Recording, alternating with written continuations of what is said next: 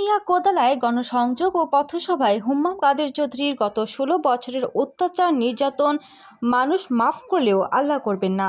জাতীয়তাবাদী দল বিএনপি নির্বাহী কমিটির সদস্য হুম্মাম কাদের চৌধুরী বলেছেন, গত ১৬ বছরে আপনাদের উপর কতটুকু অত্যাচার হয়েছে গত ১০ মিনিটের মধ্যে অনেকগুলো ঘটনার বর্ণনা শুনলাম। প্রতিটি মানুষের উপরে যে ধরনের অত্যাচার চলেছে তা আমরা মানুষ হিসেবে হয়তো মাফ করতে পারি, কিন্তু আল্লাহ পাক মাফ করবেন না। আমার বাবা যখন রাউজান, রাঙ্গুনিয়া ও ফটিকছড়ি ৩ আসন থেকে নির্বাচন করেন তখন রাউজানের অংশটা এই কোদালা মাদ্রাসা থেকেই শুরু করতেন। এই মাদ্রাসার প্রতি ওনার একটা দুর্বলতা ছিল। আমার যা টাকা পয়সা আছে আমি সিদ্ধান্ত নিয়েছি তা আমি এই রাঙ্গুনিয়ার মসজিদ মাদ্রাসায় খরচ করব। মাদ্রাসার কিছু দায়িত্ব আমাকেও দিতে হবে এবং দোয়া করবেন যেন সেই দায়িত্ব যথাযথভাবে পালন করতে পারি। আমার বাবাকে ভালোবাসে যারা আমার সাথে আজ দেখা করতে এসেছেন তাদের সবার প্রতি আমি কৃতজ্ঞ। এভাবে যদি আপনাদের ভালোবাসা পাই তাহলে আমাদের কেউ হারাতে পারবে না। কেন্দ্র ঘোষিত ৩১ দফা বাস্তবায়নে চট্টগ্রামের রাঙ্গুনিয়া উপজেলা কোদালা এলাকায় গণসংযোগ ও পথসভায় গতকাল রোববার বিকেলে কোদালা ইউনিয়ন বিএনপি ও সহযোগী সংগঠনের উদ্যোগে কোদালা মাদ্রাসা মাঠে পথসভায় প্রধান অতিথির বক্তব্যে হুম্মাম কাদের চৌধুরী এ কথাগুলো বলেন।